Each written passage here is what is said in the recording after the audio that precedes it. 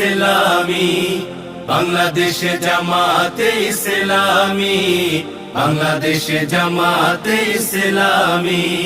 গড়বে গড়বে আল্লাহর হুকুমত, গড়বে গড়বে খেলাফতে রাশেদা, জনগণ নন্দিত আগামী, কোরআনের কাঙ্ক্ষিত আগামী, জনগণ নন্দিত আগামী, কোরআনের কাঙ্ক্ষিত আগামী।